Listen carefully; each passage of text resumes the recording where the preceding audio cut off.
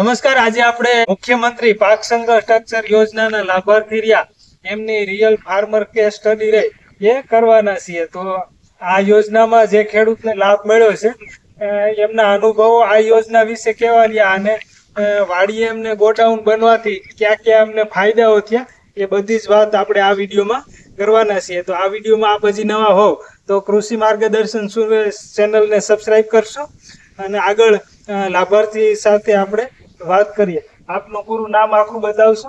મારું નામ જાદુભાઈ પ્રેમજીભાઈ જીવાણી, ગામ સુરનિવાસ, તાલુકો ગારિયાધાર, જિલ્લો ભાવનગર.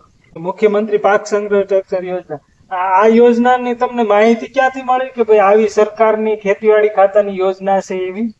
આ તો આપણે ગ્રામ સેવક આવે એ માહિતી આપતા ને કાકા ફોનમાં યુટ્યુબમાં જોતા હોય. બરાબર. યુટ્યુબ માંથી ને એમ ખબર પડે કે કઈ ખેડૂતને લગતી ચાલુ છે એમ. બરાબર. પછી આ યોજનાનો લાભ મેળવવા માટે તમે શું કર્યું? આમાં તો પેલા રજીસ્ટ્રેશન અરજી કરી ઓનલાઈન અરજી કરી. પછી 2 મહિના ગયા ત્યાં એ પૂર્વ મંજૂરીનો ઓર્ડર આવ્યો. પૂર્વ મંજૂરીનો ઓર્ડર આવ્યો પછી તમે શું? પૂર્વ મંજૂરીનો ઓર્ડર આવી ગયો એટલે અમે બાંધવાનું 29/15 બારી દરવાજામાં મૂક્યા છે. 2 બારી 2 દરવાજા અંદર પ્લાસ્ટર કરેલું. અંદર બાર. તો આ ગોડાઉન નહોતું એના પહેલા તમને કેવી મુશ્કેલી પડતી? હવે ઘણી મુશ્કેલી પડતી. આ બધા મારું સામાન હોય લવાતો નહીં ને ગામમાં રાખવું પડે ને ખાતર હોય, ક્યાંક આપણે હાથીડા હોય, ક્યાંક ટ્રેક્ટર હોય તો મેકવામાં કાંઠે પડતી. બરાબર. એટલે આ ગોડાઉનમાં હવે પાક આપણે મીઠી કપાસ મળી લો કે ગામમાં ન લઈ જવાય તો અહીંયા મીઠી તોય હાલ ઘણો ફાયદો થયો. આ જે તમે ઊંચાઈ કહેતા હતા આ ભાઈ ઊંચાઈ કેટલી છે? એ 10 ફૂટની 10 ફૂટ ઊંચાઈ. બોગાની ઉપર 10 ફૂટ. બરાબર. અને એને નીચે 2 ફૂટ પલીને બાંધીને ઉપર 10 ફૂટ એટલે ટોટલ 12 ફૂટ. બરાબર. આમાં તમને સરકારે રહી કે સહાય કઈ રીતે તમને આપી? આમાં મારે કામ પૂરું થયું ને બધા કાગળિયા આપી દીધા જે જોતા હોય એટલે લગભગ આ 3જા મહિનાના એન્ડમાં સબસિડી આવી ગઈ 1 લાખ રૂપિયા. 1 લાખ રૂપિયા છે. 1 લાખ રૂપિયા. આ સહાય મેળવવા માટે તમને કઈ મુશ્કેલી પડી હોય? કોઈ જાતની નહીં મુશ્કેલી નહીં.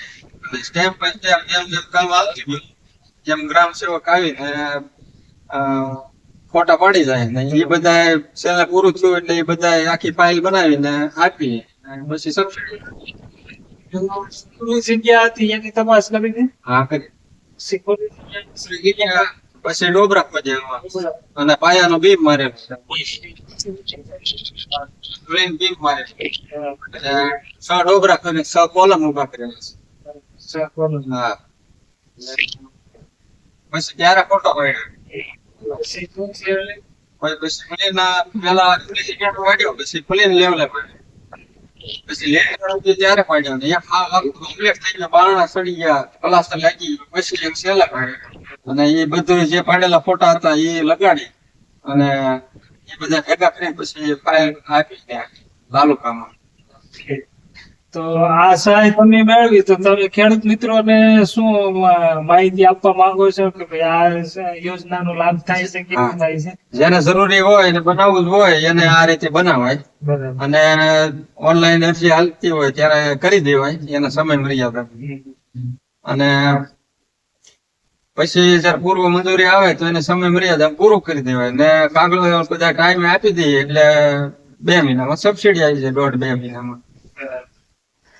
તો આ હતા આપણા સુરનિવાસ ગામના જાદવભાઈ પ્રેમજીભાઈ જીવાણી કે જેમને ગત વર્ષ 2025-26 માં મુખ્યમંત્રી પાક સંગ્રહ સ્ટ્રક્ચર યોજના રહી એમાં એમને લાભ મળેલો છે અને એમને લાભ જે મળ્યો છે એમની સહાય એમના ખાતામાં આવી ગઈ છે.